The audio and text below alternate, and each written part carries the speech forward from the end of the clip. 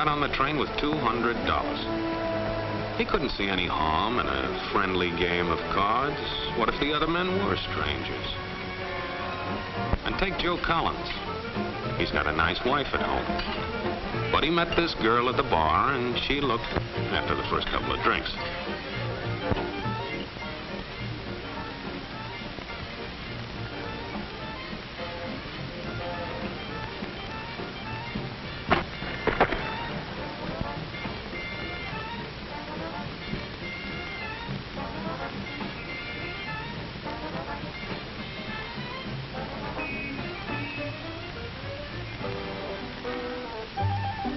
There's a good old-fashioned word for people like this.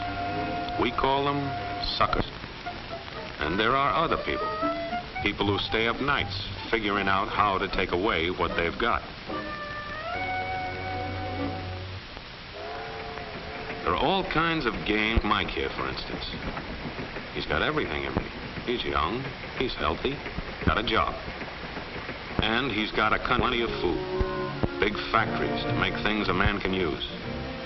Big cities to do the business of a big company. And people, lots of people. Enough to work the farm and build the factories, dig the mines, run the business. All kinds of people. People from different countries with different religions, different colored skins. Free people. They can live together and work together and build America together because they're free. Free to vote, to say what they please, go to their own churches, to pick their own jobs. Yeah, Mike's got something, all right. He's got America. But there are guys who stay up nights figuring out how to take that away from him. I happen to know the facts. Now, friends, I'm just an average American. But I'm an American. And some of the things I see in this country of ours make my blood boil. I see people with foreign money. I see Negroes holding jobs that belong to me and you. Now, I ask you, if we allow this thing to go on, what's going to become of us real Americans? I've heard this kind of talk before, but I never expected to hear it in America. This fellow seems to know what he's talking about. What are we real Americans going to do about it? You'll find it right here in this little pamphlet. The truth about Negroes and foreigners. The truth about the Catholic Church. Do you believe in that kind of talk? I don't know, makes pretty good sense to me. And I tell you, friends, we'll never be able to call this country our own until it's a country without. Without what? Yeah, without what? Without Negroes. Without alien foreigners. Without Catholics. Without Freemasons. You know these people. What's wrong with the Masons? I'm a Mason. Hey, that fellow's talking about me. And that makes a difference, doesn't it? These are your enemies. These are the people who are trying to take over our country. Now you know them. You know what they stand for. And it's up to you and me to fight them. Fight them and destroy them before they destroy us. Thank you.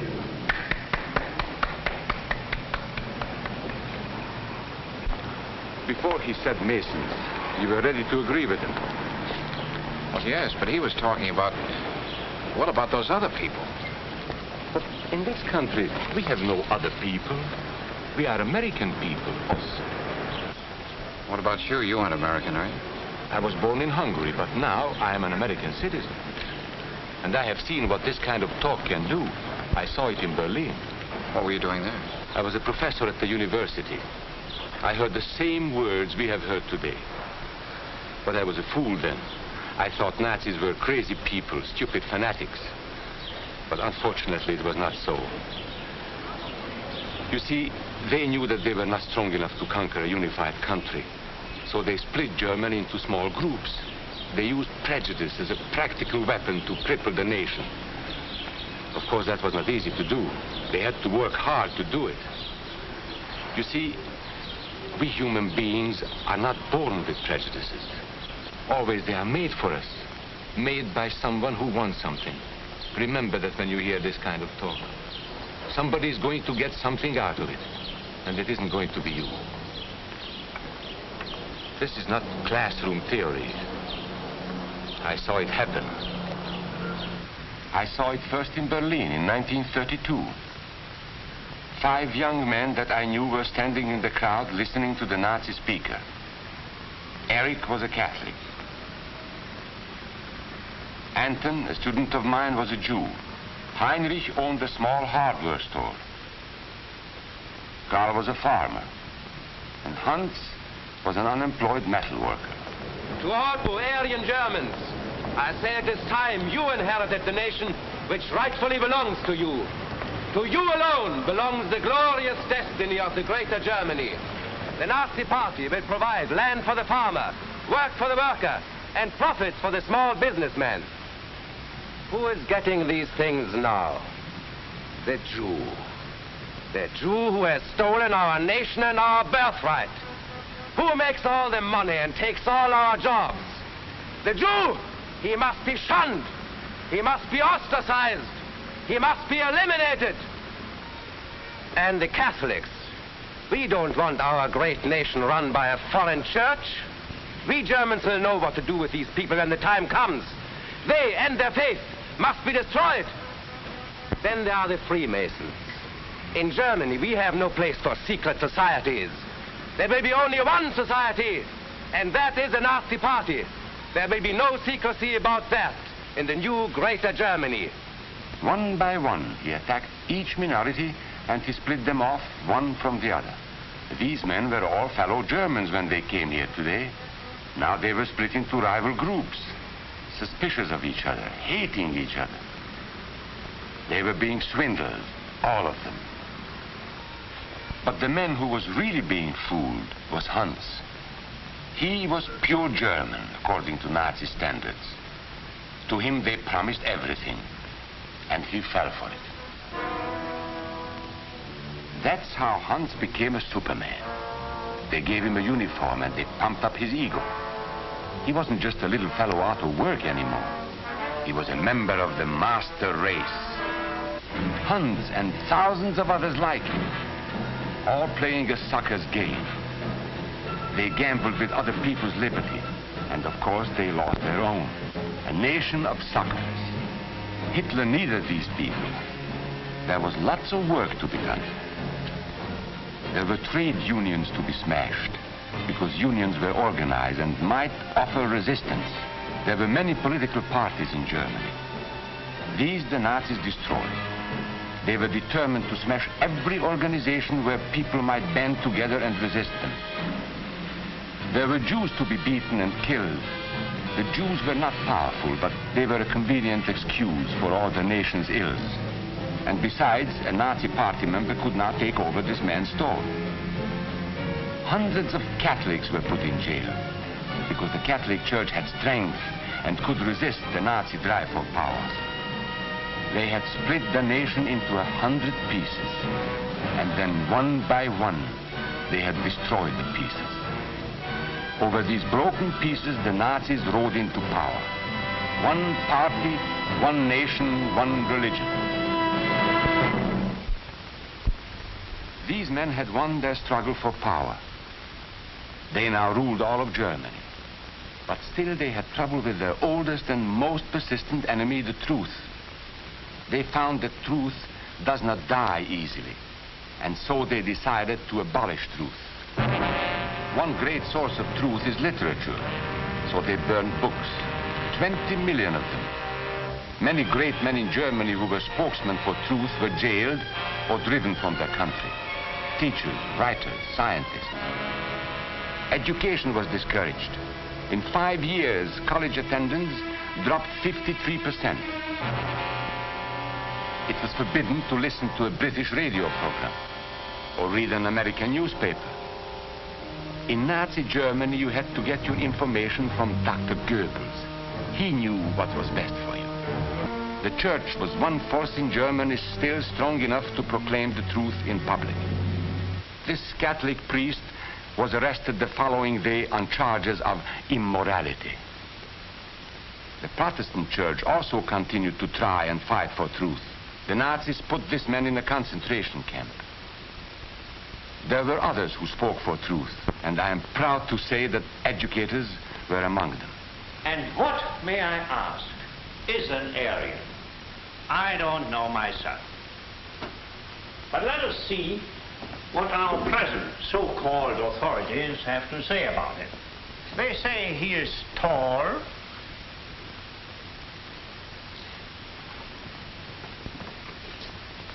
slender,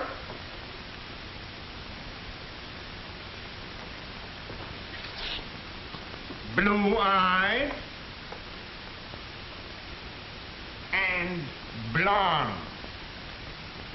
There is no Aryan race. And more important, there is no master race. There are people who may find these ideas convenient, but science cannot support them. There is no scientific proof that there's any correlation between a man's racial characteristics and his native ability or character. In all racial groups, we find the same range of potentialities. We find idiots and geniuses. We find criminals and philanthropists. We must judge each man as an individual and not by the color of his skin or his eyes or by the length of his nose.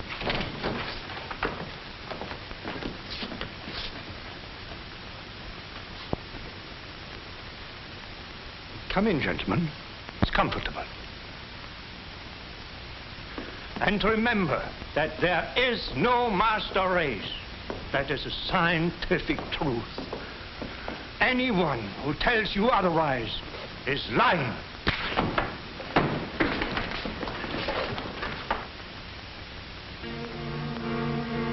And so for all practical purposes, truth had been abolished in Germany. A lot of my German friends wondered what had hit them. How did it happen? Where did it start? It started right here. And this was where it could have been stopped. If those people had stood together, if they had protected each other, they could have resisted the Nazi threat. Together they would have been strong. But once they allowed themselves to be split apart, they were helpless. When that first minority lost out, everybody lost out. They made the mistake of gambling with other people's freedom. Now let's see how those bets paid off. Karl the farmer was gambling on a better life for himself. What he got was extra hours of back-breaking work, as much as 100 hours a week. He was forced to stay on his land and produce what he was told to produce, because now Hitler was preparing for war. For Heinrich, who owned a hardware store, the bet didn't pay off either. 104,000 small businesses were closed in 2 years. And for Hans, conditions hadn't improved any. He had a job now in the munitions factory, but he worked long hours for little pay. The working conditions grew increasingly bad. And even though he didn't like the job, he wasn't permitted to leave it. And when Hitler decided the time was right, Germany went to war. Not by declaring war, but by a carefully prepared sneak attack. Once again, Hitler needed Hans to do his dirty work. Hans was an expert at brutality this time, and Hitler had decided to use Hans and his brutality against other peoples, the Czechs, the Poles, the French, the Russians. But in the crucial test of war, Hitler's race theories didn't pay off. His pure-blooded supermen were defeated by the mongrel armies he despised. By the British of El Alamein.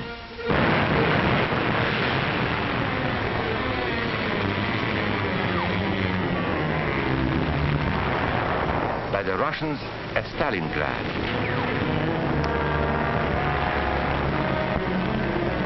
Then on D-Day by American soldiers of every color and religion, who smashed across the Normandy beaches and drove on through to the heart of Germany.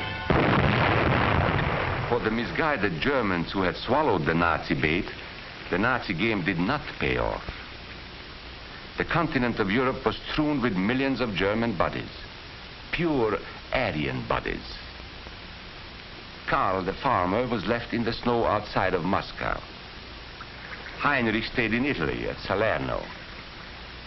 And Hans, who was going to rule the world, got only a little patch of Normandy that he could call his own. We must never let that happen to us or to our country.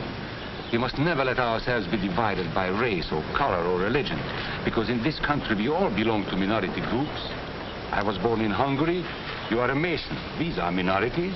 And then you belong to other minority groups too. You are a farmer. You have blue eyes. You go to the Methodist Church. Your right to belong to these minorities is a precious thing. You have a right to be what you are and say what you think, because here we have personal freedom. We have liberty. And these are not just fancy words. This is a practical and priceless way of living. But we must work at it. We must guard everyone's liberty, or we can lose our own. If we allow any minority to lose its freedom by persecution or by prejudice, we are threatening our own freedom. And this is not simply an idea. This is good, hard common sense. You see, here in America is not a question whether we tolerate minorities. America is minorities. And that means you and me.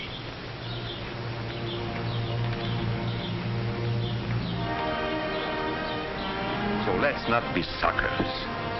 We must not allow the freedom or dignity of any man to be threatened by any act or word. Let's be selfish about it. Let's forget about we and they. Let's think about us.